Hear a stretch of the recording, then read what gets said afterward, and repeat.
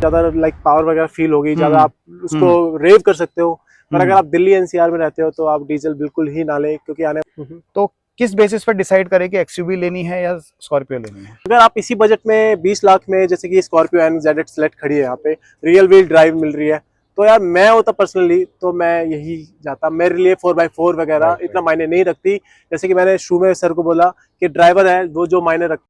अगर आपको एयरक्राफ्ट चाहिए, जैसे बोइंग 747 में आपकी फैमिली जा रही है फर्स्ट क्लास बिजनेस क्लास में, तो आप अपना एक्सयूवी 700 लो। अगर आपको जेट फाइटर चाहिए, ठीक है, तो आप ये को चलानी ही 90% शहर में है, तो आपको 4x2 ही लेनी चाहिए। क्योंकि उसने कहा जो हार्डवेयर आपका उसमें लगता है ना, वो आप अगर पूरा यूज नहीं करोगे वो हार्डवेयर डिटेरिएट हो जाएगा। हाय फ्रेंड्स, आज मैं अपने चैनल पे लेके आया हूँ RNK ऑटो से मिस्टर नितिन को। हमने इनके साथ अभी कोलैब किया है और हम मिलके कोशिश करेंगे कि आपके लिए बेस्ट से बेस्ट वीडियोस और नॉलेज लेके आएं। तो अब हम स्टार्ट करते हैं। आज का हमारा टॉपिक है कि एसयूवीज के ऊपर, कि हमें किस किस पैरामीटर्स को लेके अपने लिए गाड़ी सेलेक्ट करनी चाहिए, और अगर हमारा बजट मतलब कितना है और क्या रिक्वायरमेंट है, उस सब के बारे में हम डिस्कस करने वाले हैं। ठीक है, तो वेलकम नितिन जी हमारे चैनल पे। Thank you sir. ठीक है, तो अब हमारे जो व्यूअर्स हैं ना, जैसे कि मेरे चैनल पे कई लोगों ने क्वेश्चंस पूछे। सबसे पहला क्वेश्चन उनका ये होता है पेट्रोल एंड डीजल का। तो पहले तो हम उस पर कुछ क्लैरिफिकेशन लेते हैं आपसे, और उसके बाद हम बाकी क्वेश्चंस पे आएंगे। तो आप ये बताइए कि पेट्रोल और डीजल के सिलेक्शन के क्या क्या पैरामीटर्स हैं, और आप तो बहुत एक्सपर्ट हैं इस लाइन में, बहुत पहले से आपने बहुत गाड़ियों का रिव्यू कर रखा है, तो आपसे बेस्ट मुझे नहीं लगता कोई बता सकता है इसके लिए। Thank you sir. सबसे पहले मैं इंट्रोडक्शन दे दूँ अपना। मेरा नाम नितिन है, RNK ऑटोज मेरा चैनल है, और सर से आज हम कोलैब कर रहे हैं। और जो हमारा जो main centre of like attraction रहेगा, ये महान big daddy of SUV Scorpio N. तो सर ने मेरे से सवाल पूछा, भाई पेट्रोल वर्सेस डीजल। तो यार देखो, पता है क्या बात है, अगर ना आप सच में कार एंथुसियास्टिक हो और आपको चलाने लाइक पावर चाहिए, तो भाई आप डीजल की तरफ जाओ। आप उसमें आपको ज़्यादा लाइक पावर वगैरह फील होगी, ज़्यादा आप उसको रेव कर सकते हो।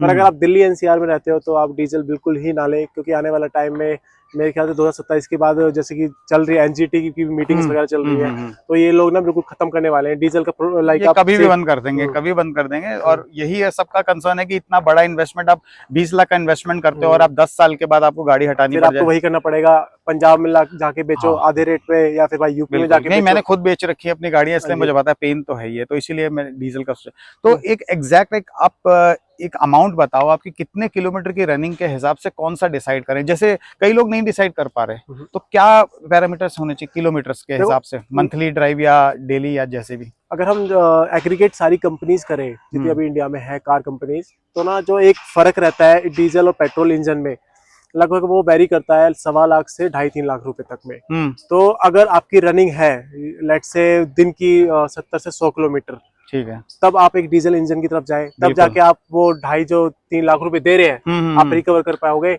वरना आपका वो पैसा वेस्ट ही एक तरीके से, क्योंकि आप पेट्रोल अगर चलाते हो कार, उससे कम आपकी रनिंग है, तब भी आपकी उतनी कॉस्ट नहीं बैठेगी जितनी आप उतने में खर्च कर पाओगे। एक अभी जैसे महिंद्रा की गाड़ियों में ये है कि इनका जो डीजल और पेट्रोल का जो डिफरेंस है वो बहुत कम रह गया है। आप चेक करोगे ना, 50-60 हजार से ज्यादा का डिफरेंस है नहीं गया। तो जब इतना कम डिफरेंस रह गया तो लोग प्रेफर करते हैं कि, क्योंकि डीजल एक शुरू से ही कहते हैं डीजल डीजल डीजल, तो उस बेसिस पे भी क्या इनको लेना चाहिए?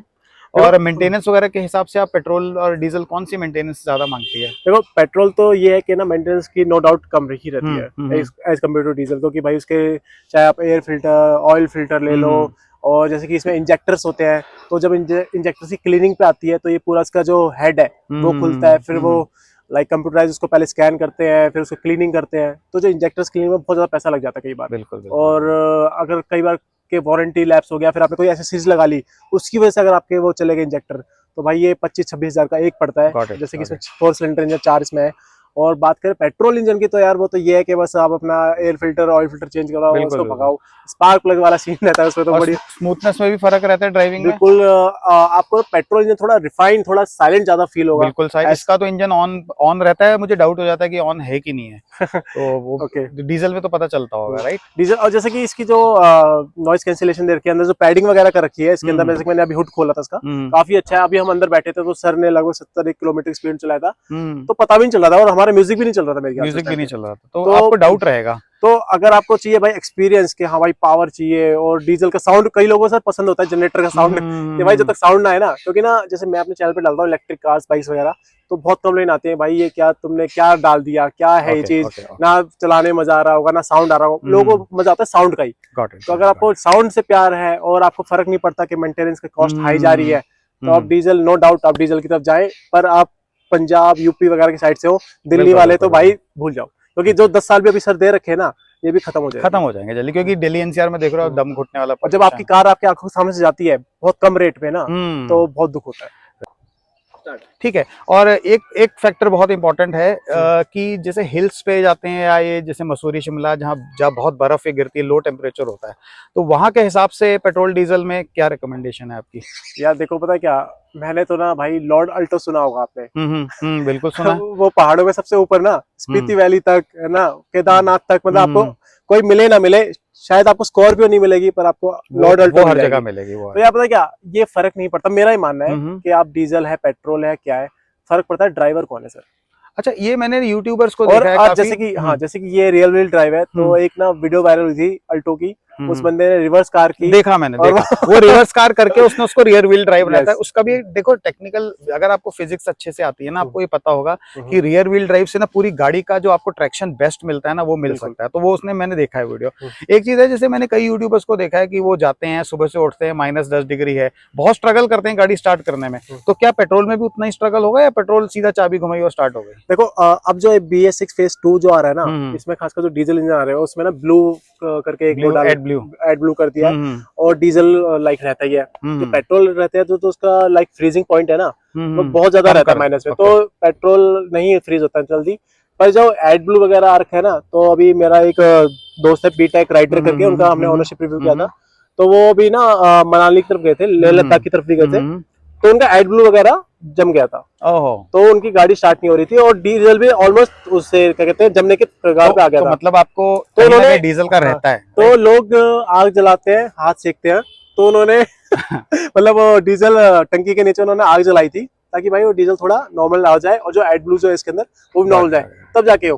तो बात यह है कि हाँ, आपको ड्राइविंग का पूरा मजा देगा डीजल इंजन, पर जब आप पहाड़ों जाते हो, माइनस वाले टेम्परेचर में आते हो ना, तो आपको यार ये चीजें दिमाग में रखनी पड़ेगी कि अगर आप ज्यादा माइनस में चले गए ना, तो आग जला के आपको भी उसको नॉर्मल टेम्परेचर, डीजल में प्रॉब्लम रहेगी, पेट्रोल में नहीं रहेगी। नहीं, पेट्रोल में बिल्कुल रहेगी। एक मैं आपको एक्सपीरियंस और शेयर करता हूँ। मैं कनाडा गया था, ओंटारियो, टोरंटो में। वहां पे क्या था, मैंने देखा गाड़ियों के अंदर से एक बिजली की तार निकलती थी। तो वहां पे क्या होता है, जैसे लोग गाड़ी अपनी 1 महीना के लिए छोड़ के जा रहे हैं या हफ्ते के लिए छोड़ के जा रहे हैं, तो उसको कनेक्ट कर देते थे बिजली पे। तो गाड़ी के अंदर एक मैन्युफैक्चर से प्रोवाइडेड होता है या एसेसरी का पार्ट होता है कि एक हीटर लगा होता था, तो वो हमेशा इंजन को 24 आवर्स गर्म ही रखता था। तो उनकी गाड़ी हमेशा, तो आप सोचोगे ना कनाडा में कैसे चलती हैं गाड़ियां, वो तो पूरा जम जाती है। तो हम लोग यहाँ पे दिल्ली वाले हैं जो सीधा नैनीताल मसूरी जाएंगे, और वहाँ पे गाड़ी हमारी सुबह सुबह, सबसे पहले उठो यार, आप घूमने के मूड से निकलो और सुबह सुबह गाड़ी में स्ट्रगल कर रहे हो, ठीक है। तो पेट्रोल में आपको ये प्रॉब्लम नहीं रहेगा। तो पेट्रोल के आपको फायदे ये हैं, एक तो आपको 15 साल का आपको इन्वेस्टमेंट आपकी पड़ी है, 15 साल तक रीसेल वैल्यू बची रहेगी। उसके बाद आपको हिल्स में प्रॉब्लम नहीं होगी। शर्त यह है कि आपकी रनिंग बहुत कम होनी चाहिए। 1000 किलोमीटर से कम आप महीने में चला रहे हो, तो पेट्रोल से अच्छा आपके पास कोई ऑप्शन नहीं है, ठीक है। सेकंड क्वेश्चन जो लोग पूछते हैं ना, कि जब महिंद्रा की बात ही करते हैं, देखो और कोई ब्रांड की बात नहीं करते, महिंद्रा में ही XUV 700 और स्कॉर्पियो 2 हैं, दोनों नेक टू नेक हैं। मतलब मुझे भी कंफ्यूजन थी, मेरी वाइफ तो 100% कह रही थी मुझे XUV 700 ही लेनी है, उसके जो डोर हैंडल्स है। लेकिन मेरा सपना था इसका स्कॉर्पियो का, क्योंकि ये तो एक इमोशन है, तो मुझे स्कॉर्पियो ही लेनी थी। तो मैंने उनको सारे फैक्टर्स बताए। तो एक बार आपसे फैक्टर सुनना चाहता हूँ कि अगर कोई हमारा भाई है जिसके पास 22 से 25 लाख का बजट है, उनको ये दोनों गाड़ियां साइड बाय साइड खड़ी हैं, दोनों में features almost same to same ही हैं, तो किस बेसिस पर डिसाइड करें कि XUV लेनी है या स्कॉर्पियो लेनी है? ठीक है, इसमें मैं एक कार और ऐड करना चाहूंगा, स्कॉर्पियो क्लासिक, क्योंकि सबसे पहले स्कॉर्पियो में आई हुई थी। बिल्कुल बिल्कुल। तो यार जिन लोगों को ना लाइक रगड चीजें पसंद है, बहुत ज्यादा लाइक फील आनी चाहिए, उछलने चाहिए अंदर। वो गाना नहीं है उसका, कौन सा वो एक मूवी का है ना वाला? नहीं जी, मैं बताता हूँ, रुक जाओ। वो घोसला घोसला में हो या हूँ, जिसमें गाड़ी हिलती है, तो वो वाला दिमाग मेरा हमेशा स्कॉर्पियो क्लासिक साथ हमेशा जुड़ा हुआ है। तो फिर आप XUV 700 छोड़ दो, N को छोड़ दो, आप क्लासिक लो, आपको चाहिए माफिया वाला, मतलब आपको जो जैसे आपके गांव या अर्बन, मतलब ऐसी जगह पे चलानी जो रोड ही नहीं है, तो वो है उसके लिए। और उसकी तो एक खास बात ये भी है कि आप उसको अंदर से खोल के बाल्टी से पानी डाल के धो सकते हो, ये मैंने कहीं सुना है। वो मतलब बहुत रिलायबल है, ऐसी नहीं इतने साल से बिकती आ रही है। उसके बाद अब आते हैं इन दोनों गाड़ियों पे। तो यार XUV जो 700 है ना, वो आपको मोर ना फीचर्स वगैरह देती है, मोर थोड़ा ना लग्जरियस फील देती है, इलेक्ट्रॉनिक्स ज्यादा है, हाँ इलेक्ट्रिक ज्यादा है, और आपको थोड़ा ऐसा लगता है कि आप किसी लाइक महंगी सीडैन में बैठे हो, I want to say that. पर जब आते हैं आप स्कॉर्पियो में, तो आपको लगता है हाँ प्रॉपर एक SUV है, एक ट्रू SUV है, जिसमें कि आप चाहे सीटिंग ले लो, चाहे इसकी प्लास्टिक क्वालिटी ले लो, या ओवरऑल जो ले लो ना, और जो इसकी हाइट है जहाँ पे आप बैठते हो, हाइट मेन है। हाँ हाइट, जैसे आपको भाई बोनट जिस तरीके से दिखता है ना, और जब आपके बगल से कोई बाइक वगैरह निकलता है तो वो आप यूँ देखते हो उसे। बिल्कुल बिल्कुल, और इससे तो मुझे XUV 700 की भी छत दिखती है। हाँ, तो एक शिकायत भी है मेरे को इसको महिंद्रा को लेके, 187 mm का इसका कहते हैं ग्राउंड क्लियरेंस, जो कि मुझे नहीं लगता, इससे तो बहुत ऊंची है गाड़ी। बहुत ऊंची है। तो यार अगर आपको ट्रू एसयूवी वाला फील चाहिए ना, तो भाई आंख मीच के एनी डे बिल्कुल स्कॉर्पियो। पर अगर आपको भाई लग्जरियस थोड़ा लाइक सीडैन भी हो, एसयूवी हो, थोड़ा क्रॉसओवर टाइप से, तो XUV 700 बिल्कुल ठीक है। तो ठीक है, आपका आई थिंक ये डाउट भी क्लियर हो गया। अगर आपको बहुत कंफर्ट चाहिए, आराम चाहिए, आपको एक एयरक्राफ्ट चाहिए, अगर आपको एयरक्राफ्ट चाहिए, जैसे बोइंग 747 में आपकी फैमिली जा रही है फर्स्ट क्लास बिजनेस क्लास में, तो आप अपना XUV 700 लो। अगर आपको जेट फाइटर चाहिए, ठीक है, तो आप ये लो स्कॉर्पियो। कार लवर्स के लिए, कार लवर्स के लिए फिर आप इसको आप पहाड़, टूटी फूटी जगह कहीं, अभी हम आते हैं नेक्स्ट क्वेश्चन, एक मेरा उसी से रिलेटेड है कि इसको किस लेवल तक ले जा सकते हैं। ठीक है, तो आपका ये डाउट क्लियर हो गया होगा। आई थिंक XUV 700 बहुत कंफर्ट के लिए और ये बहुत रफ चलाने के लिए है, ठीक है, जबकि फीचर सारे इसमें मिलेंगे। सेकंड लास्ट क्वेश्चन जो आ जाता है मेरा, वो आता है 4x4 और ये 4x4 ऑल व्हील ड्राइव और रियर व्हील ड्राइव, ठीक है। इसके बेसिस पे आप बताइए कि अगर किसी को स्कॉर्पियो बहुत ऑफ रोडिंग करनी है तो वो 4x4 ले या 4x2 से भी काम हो जाएगा, या एक्सप्लोर ले, क्योंकि 3 आते हैं इसमें। देखो मैंने अभी तक इतनी कार के रिव्यू करे हैं, तो उनमें से कुछ ऐसे भी थे जिन्होंने 4x4 ली थी ऑफ रोडिंग वगैरह करने के लिए, बिल्कुल, पर उन्होंने ली बस, और उसके बाद कभी ऑफ रोडिंग नहीं करी। बिल्कुल। तो यार ये मैंने जितना प्रैक्टिकल लाइफ में देखा है, तो लोग 4x4 ले लेते हैं, तो उसमें जो जैसे कि यंग जनरेशन है ना, लाइक 25 साल तक के, वो ले जाते हैं किसी भाई खेत खात में या फिर धूल मिट्टी, वहां पे वो वीडियोस बनाने के लिए कर लेते हैं। पर जब प्रैक्टिकल लाइफ की बात आती है तो 4x4 4x2 आप यूज नहीं कर पाते एज कम्पेयर टू। तो अगर आप इसी बजट में 20 लाख में, जैसे कि स्कॉर्पियो NZ सेलेक्ट खड़ी है, यहाँ पे रियल व्हील ड्राइव मिल रही है, तो यार मैं होता पर्सनली तो मैं यही जाता। मेरे लिए 4x4 वगैरह इतना मायने नहीं रखती। जैसे कि मैंने शुरू में सर को बोला कि ड्राइवर है वो जो मायने रखता है। मैंने ऐसे लोग भी देखे जो थार 4x4 चला रहे हैं, मनाली जैसे जो लाइक रोड है, इतने स्टिफ नहीं होंगे वहाँ पे, तो वहाँ पे वो उनसे नहीं चल पा रही। बिल्कुल। तो मैंने ऐसे भी लोग देखे हैं। तो यार ड्राइवर मेन है, चाहे 4x4 4x2 all wheel drive या रियल व्हील ड्राइव, कोई फर्क नहीं पड़ता, बस चलाने वाले का फर्क। ये देखो, इसमें ना एक बहुत इंपॉर्टेंट फैक्टर है, ये डिपेंड करता है कि आपका रेशियो क्या है चलाने का। जैसे आप जो है आप कितना सिटी में चलाओगे, कितना हिल्स पे चलाओगे। अब हम NCR में रहने वाले लोग हैं, ठीक है, हम लोगों का आई थिंक ड्राइविंग मेरा हार्डली 5% से 10% होगा पहाड़ों पे, बाकी सारा शहर में है, ठीक है। तो उसके लिए आप इन्वेस्ट कर दो 2-2.5 लाख, अगर 2-2.5 लाख रुपए, और इन्वेस्ट तो छोड़ो, आपकी मिलेगी ही डीजल में, पेट्रोल में मिलेगी भी नहीं तो मैं Z6 ले सकता था, 4x4 आती है वो। तो उसमें क्या होता है कि जैसे आप मेरे को एक डीलर ने बताया था, उसको मैंने सीधा पूछा था मैं 4x4 लूं या 4x2 लूं। उसने बोला कि अगर आपको चलानी ही 90% शहर में है तो आपको 4x2 ही लेनी चाहिए, क्योंकि मैक्सिमम आपकी यहीं चलेगी। 4x4 का उसने एक बहुत इंपॉर्टेंट पॉइंट बताया था, हार्डवेयर का बताया था उसने कहा जो हार्डवेयर आपका उसमें लगता है ना, वो आप अगर पूरा यूज नहीं करोगे वो हार्डवेयर डिटेरियोरेट हो जाएगा। हाँ, अगर आप उसका फ्रंट व्हील ड्राइव नहीं यूज करोगे, एक ही पे स्ट्रेस डालोगे, तो वो आपका वेयर आउट हो जाएगा ज्यादा, और दूसरा वाला हार्डवेयर जो है आपका, आप सिंपल भाषा में सोचो, उसको जंग लग जाएगा, मेंटेनेंस मांगेगा। तो आप वो जो चीज 2.5 लाख की आप एक्स्ट्रा खरीद रहे हो, आप ये सोच के खरीद रहे हो कि कभी चलाऊंगा, लेकिन वो कभी आता नहीं है, ठीक है। तो बेटर है कि अपनी नीड्स को बहुत अच्छे से खुद पे भरोसा।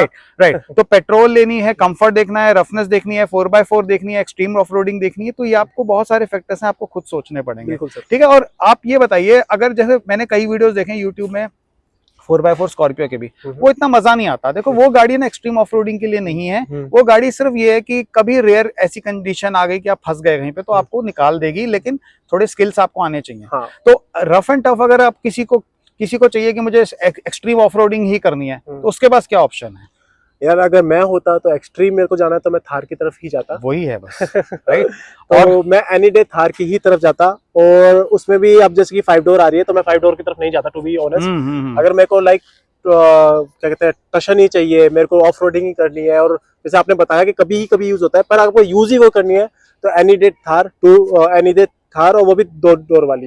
एग्रोनॉमिक्स उसके बहुत अच्छे हैं, और वो आपको नो डाउट पूरा ऑफ रोडिंग वाला मजा देगा। उसमें आप ये देखोगे ना, जैसे डिपार्चर एंगल और अप्रोच एंगल होता है, तो उनके बहुत कम होते हैं ये वाले। तो जब आप अप्रोच करते हो ना किसी पत्थर वगैरह पे, तो ये चीज टकराएगी नहीं कहीं पे। तो इवन अगर ये 4x4 भी होगी या एक्सप्लोर भी होगी ना, तो आप यहाँ पे हमेशा मार खाओगे, ये चीज आपकी बिल्कुल यहाँ से भी डैमेज होगी, पीछे से। और मैंने कोई भी ऐसी 4x4 एक्सप्लोर ऐसी नहीं देखी जो थार जैसी चलती हो। तो अगर आप एक्सट्रीम ऑफ रोडिंग सोच रहे हो, तो जैसा इन्होंने बताया, उसके लिए थार ही आती है और एक जिम्नी आती है, और फिर आप बहुत हायर बजट में जाओगे तो फिर रूबिकॉन। हाँ, जैसे कि सर कह रहे हैं, अभी ये जो पूरा इंटरव्यू चल रहा है, ये चल रहा है 20-22 लाख तक के उसी रेंज के अंदर, इसलिए हमने थार का, भाई व्यूअर्स और कमेंट्स में ये मत कर देना कि यार तू क्या कह रहा है भाई, तू जीप नहीं जानता, तू ये नहीं जानता। हाँ, भाई हम 20 बिल्कुल, लाख तक बिल्कुल, की ही बिल्कुल। बात कर रहे हैं, सर के जो बात करना चाह रहे हैं, क्योंकि ये Z8 Select है, इस बजट में क्या क्या आएगा और क्या क्या फीचर हो सकते हैं उस बारे का ये राइट, पूरा इंटरव्यू। क्योंकि देखो जो मैं ऑडियंस के रिस्पांस देख रहा हूँ ना मेरे वीडियोस में, उसमें सिंपल क्वेश्चन पूछ रहे हैं, वो बहुत बेसिक सा क्वेश्चन पूछ रहे हैं। पेट्रोल लूं, मोनोकॉक लूं, लेडर फ्रेम लूं